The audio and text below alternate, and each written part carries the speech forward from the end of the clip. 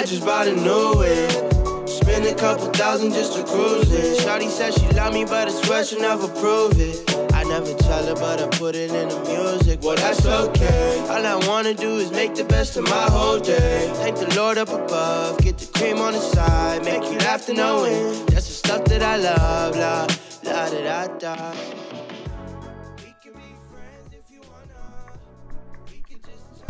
Moro kaikki rakkaat kanssaharrastajat taas ja tervetuloa tsiikaan meidän seuraavaan jaksoon. Viime jaksossa meillä oli Matiaksen Jaris ja me kysyttiinkin jakson lopuksi, että mitä te haluatte nähdä. Ja saatiinkin hyvin kommentteja ja saatiin myös paljon tykkäyksiä ja uusia seuraajia, kiitos siitä. Moni kommentoi sitä, että olisi kiva kuulla myös Convoy-kalustosta. Ja mä annan Niko kertoa vähän heti alkuun, että mikä on Convoy.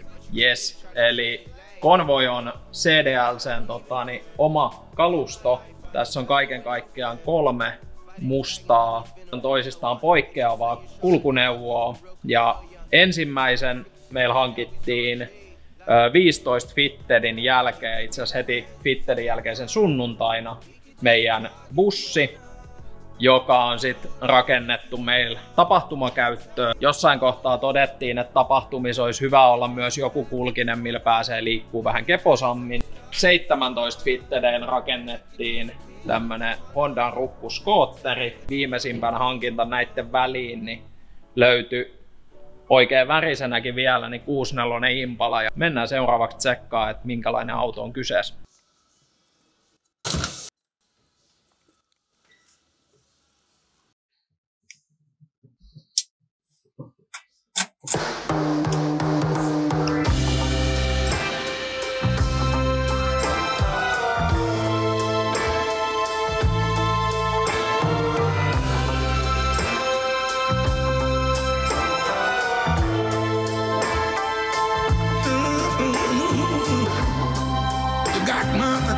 Baby, I can't make a move like a child, a star for love. I stay there as long as I have to. I'll cry a river of tears that flows to the sea. Baby, if you run away, baby, if you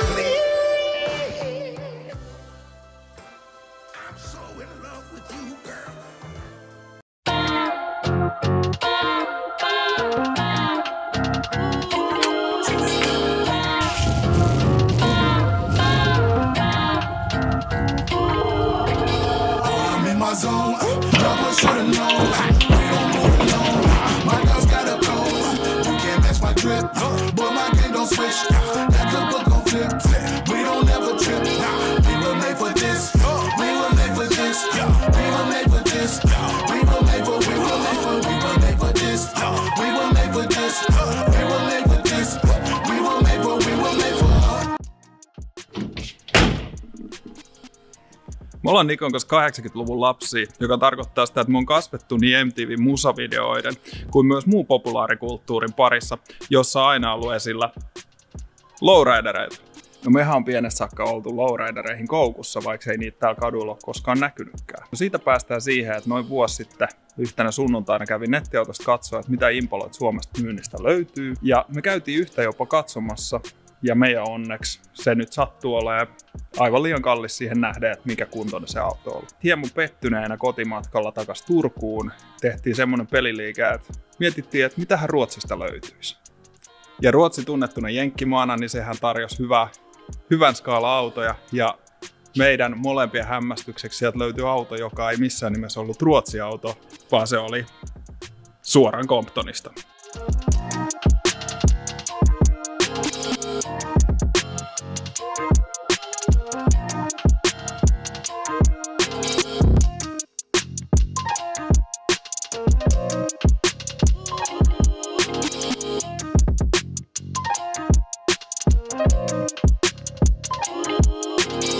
Kolmannelta sivulta Blocketista niin molempien yllätykseksi löytyi tää.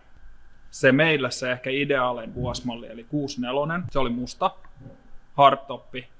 Ja siinä myynti-ilmoituksessa näki heti että autossa on hydrauliikat. Ja siitähän me innostuttiin totta kai, koska Lowrider-projektiin me vähän niin kuin lähdettiin hakemaan, mutta ei me ajateltu, että me löydetään niin kuin valmista. Se myynti-ilmoitus, sanotaan näin, että kuvat ei täsmännyt ihan siihen, että mitä tekstissä luki. Eli tuli vähän sellainen olo, että onko se aito vai että onko se joku feikki-ilmoitus.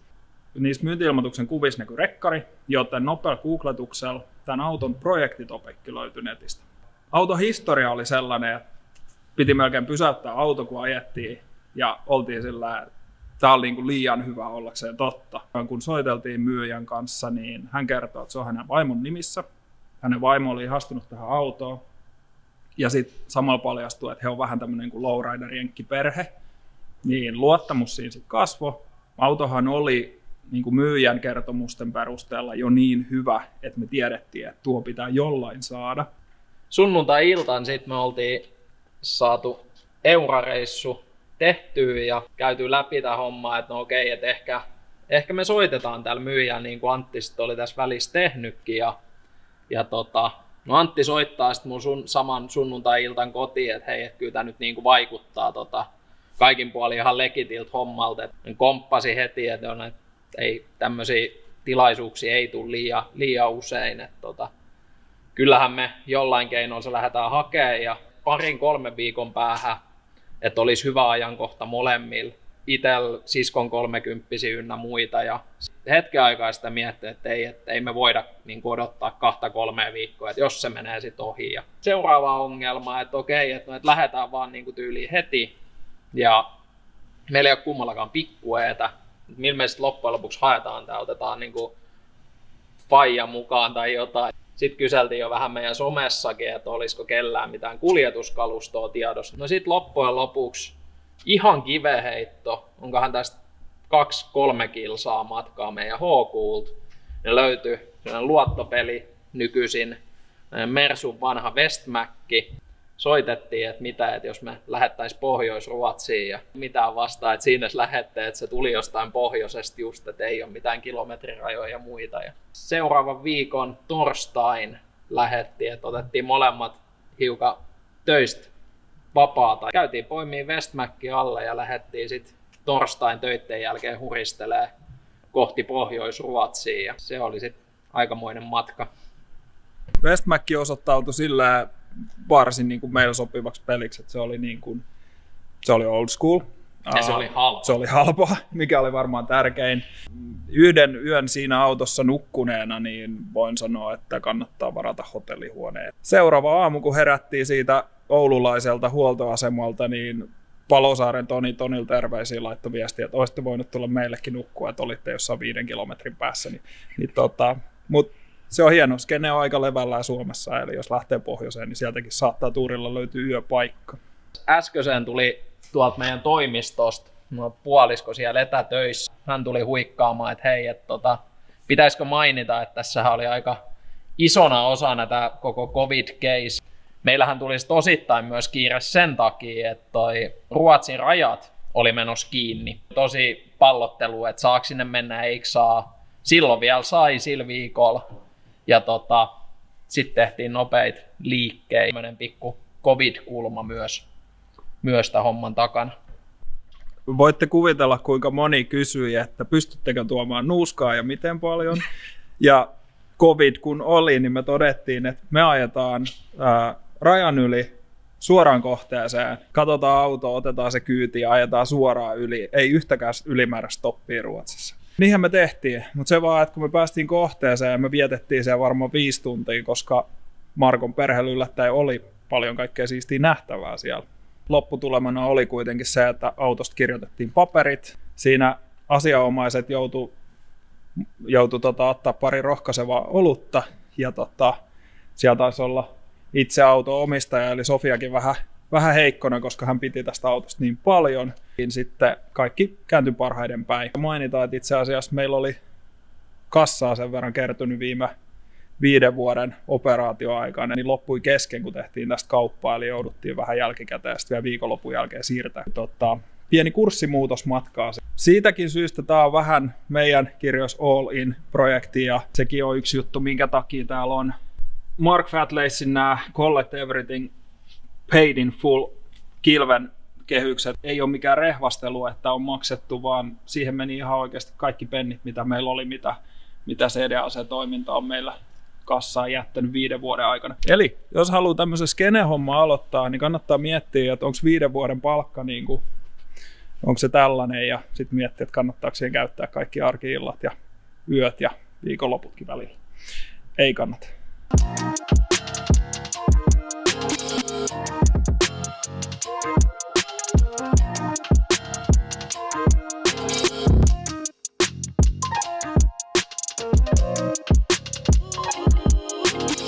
Käytiin auton kanssa koeajolla ja varsin mielenkiintoinen koeajo olikin, kun ei me olla kummatkaan Nikon kanssa oikeastaan lowriderissa istuttu ja näin, niin kyllähän se sai naurattaa. Ehkä koeajo oleellisin juttu oli se, että kyllä täällä pystyy ajaa 3 pyörällä, että ei niinkään, että liikkuuko se auto tai ylipäätään toimii, vaan haettiin heti myyjän toimesta näitä lowrider-ominaisuuksia. Heti kun päästiin heidän hiekkatieltä siihen heidän maantielle, niin auto käytännössä, Marko nosti auton 3 pyörää ja totesi, että näin lowriderilla ajellaan.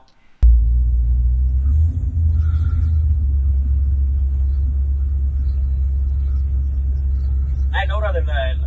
Me oltiin ihan myyty sitten. Ja ei mitään, tehtiin paprut autosta, pakattiin auto kyytiin Westmäkkiin ja lähdettiin kohti Turkuun. Ajettiin semmoinen hyvä 15-16 tuntinen varmaan suoraan.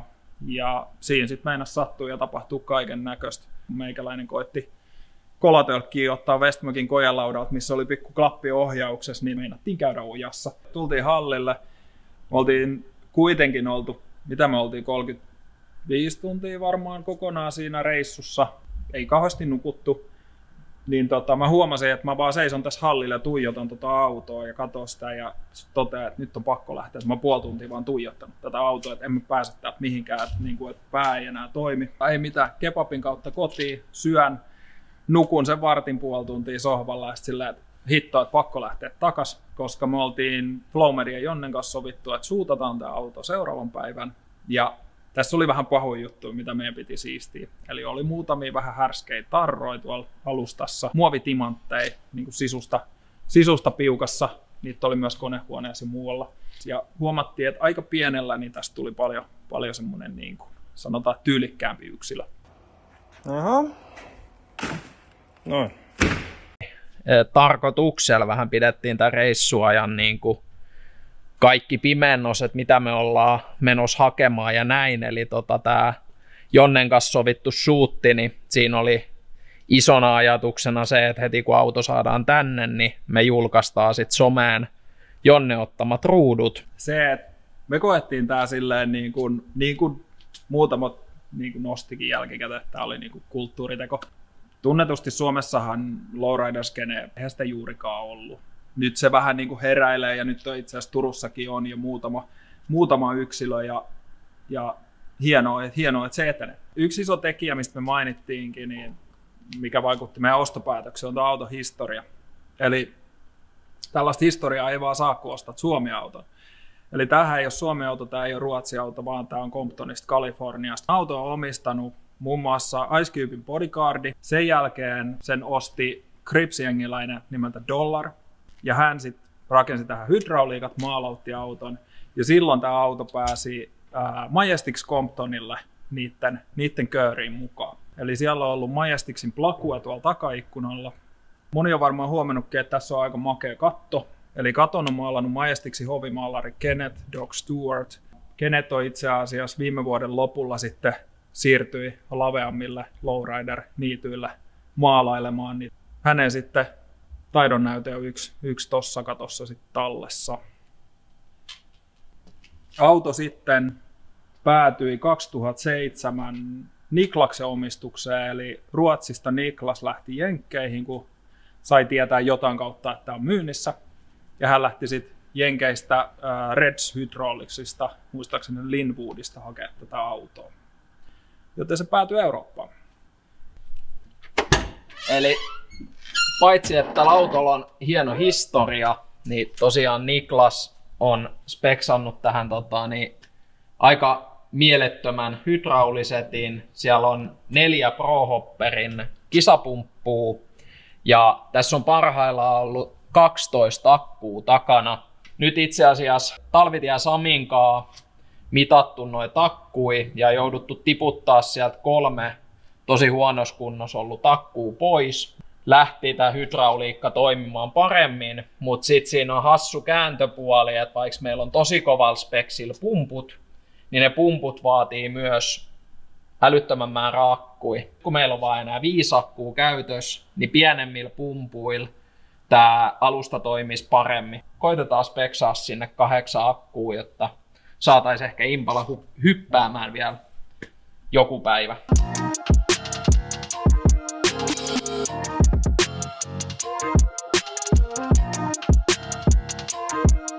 Me ollaan tässä paljon, mutta ollaan kuitenkin opiskeltu hydrauliikkajousituksen saloja.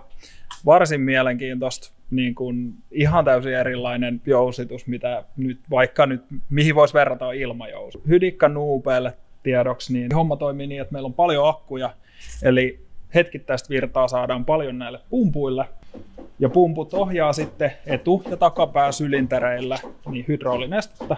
Hydikka-autothan on aika harvinaisia vielä tänä päivänä, mutta tässä on kuitenkin yksi, joka on sitten ihan Suomessa kilvissä asti. Tarkoitus olisi päivittää sinne vähän järkevämmän kaliberin kamat sisälle, samalla huoltaa koko systeemi, korjata kaikki vuodot, korjata vähän kuluneet letkulinjat tuolta ja tehdä tästä vaan toiminta varmempi. Et siis kerran me ollaan jo tää hajotettu tänä kesänä, kiitos Mykrä Ekille. Se on osittain myös Suvika.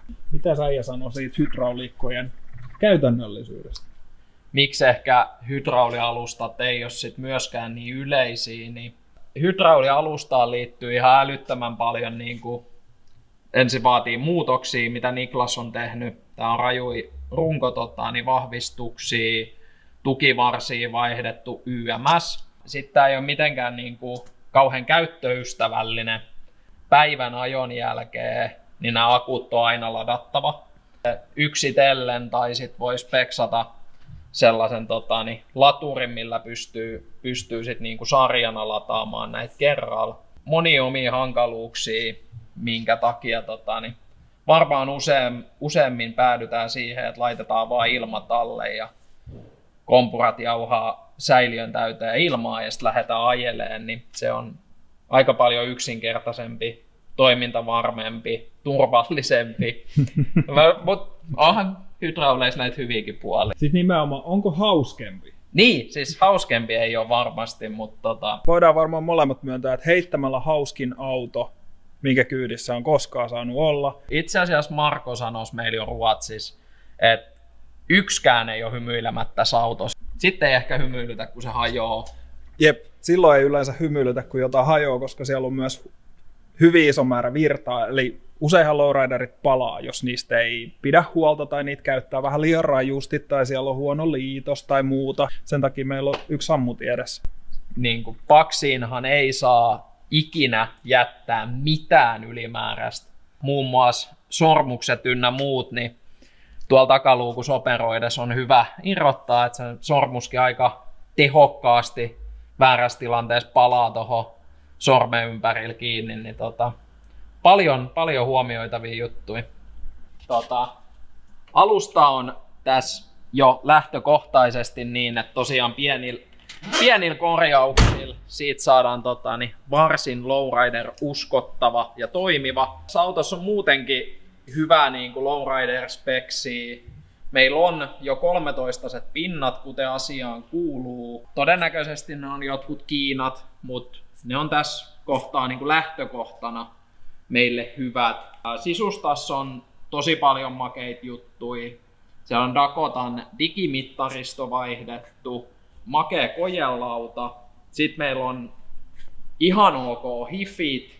Niitä on itse asiassa jouduttu vähän korjaa. Niistä toinen vahvareista kärvähti. Toki saadaan asiaan kuuluvaa musaa soitettu. Tämähän on siitä jännä auto, että täällähän soi vaan, tää suostuu soittaa vaan 90-luvun gangstarappia ja G-funkia, vähän jotain soulia. Koitat soittaa vaikka popedaa, että siihen se ei suostu. Ei. No, mitä me ollaan tästä korjattu, niin hifit oli yksi. Sitten sinne vaihdettiin vähän vahvistinta, vähän johtoja ja näin, ja otettiin vähän vanhoja johtoja pois. Ja jäähdytin näistä vuotoa.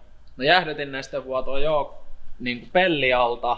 Mykran Ekinkaa käytiin ajelulla, niin meillä loppui ajelu Jokirantaan, kun ilmeisesti etusvitsi vähän jumitti. Ja sen seurauksen sieltä paloi muutama solenoidi. Muun muassa Hopposilta opiskeli tupesta, että miten tämä homma pitäisi toimia. Ja sieltä poistettiin muutama ylimääräinen solenoidi, jolla se saatiin toimia. Konehuoneen puoleltakin varsin makea. Siellä on 350 kone, paljon kromia, Pomerglaidin laatikko ja sitten ehkä semmoisen hienoisena speksinä, niin siellä on Holleyn lowrider-kaasari. Mahdollistaa sen, kun täällä ajetaan 3 pyörällä, että bensasyöttö toimii. Ja toinen tapa olisi toki tehdä tästä ruisku, mutta meidän mielestä on hienoa, että siinä on tämä speksi olemassa, koska se on niin kuin enemmän sitä 90-lukua.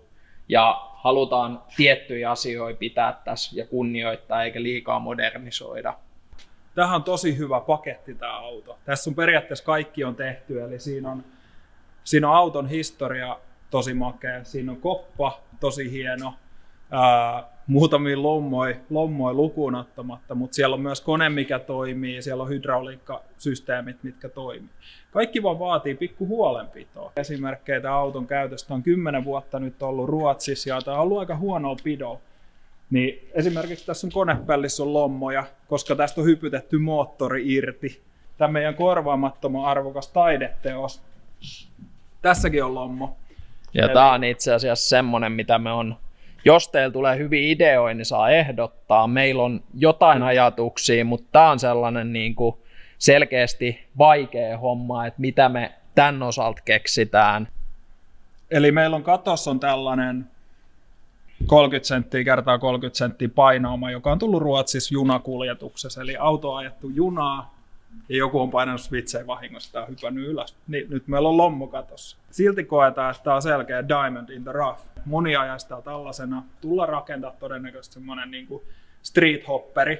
Eli sillä tullaan ajaa sitä, tullaan vähän pomputtaa ja näin. Halutaan niin kuin nostaa tämä seuraavan levelille niin viimeistelyn kuin myös sen niin kuin teknisen puolen osalta. Meillä onkin nyt aika hyvä sellainen to-do-lista.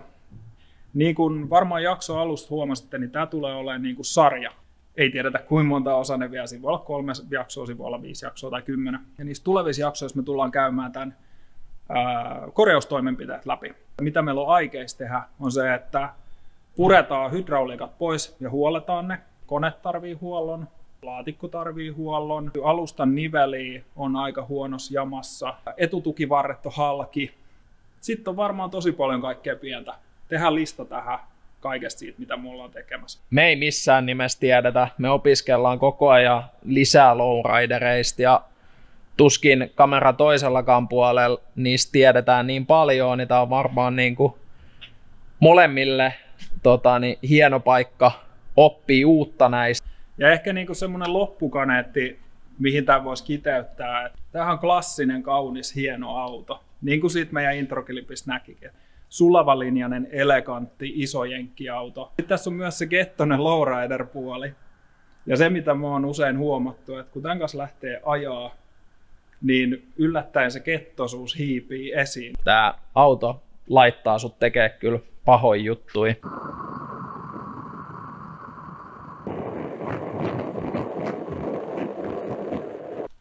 Hauskaa se on silti yleensä aina ollut. Paljon asiaa, mitä varmasti jää kertomatta. Niin se, että laittakaa kommentteja ja kysymyksiä, jos tästä kyseisestä laitteesta herää. Totta kai meillä on tarkoitus tehdä myös meidän bussista ja skootterista samanlainen, mutta ajateltiin, että aloitetaan tästä meidän tuoreimmasta tulokkaasta. Just näin, ja laittakaahan meidän kanava myös tilaukseen, niin ette missaa jatkossakaan jaksoi. Kyllä. Kiitoksia. Moro. Ennen kuin me ette jättää sen kommentin, että miten tuommoinen hydraulialusta niin käytännössä toimii, niin voitaisiin vielä se ottaa tähän jakson loppuun. Eli käydään tsekkaamaan, miten sitä operoidaan. Hommahan on varsin yksinkertaista. Yhdistetään yksi iso maakaapeli, jolloin saadaan virta pumpuille. Maakaapeli on meidän pelastus siinä kohtaa, jos vaikka joku solenoidi jää jumiin ja pumppu vaikka alkaa pyöriä niin kauan, että se meinaa polttaa. Mut siis virrat takapaksista. Sitten meillä on täällä switchit.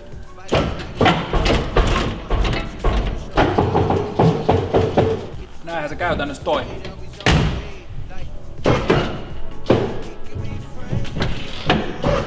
Jes, Antti varmaan leikkii tossa sen aikaa, että siitä saadaan taas ladata noi akut. Mut hei, kiitti kun jaksoitte kattoo videon loppuun ja palataan ensi jaksoon parissa. Se on moro!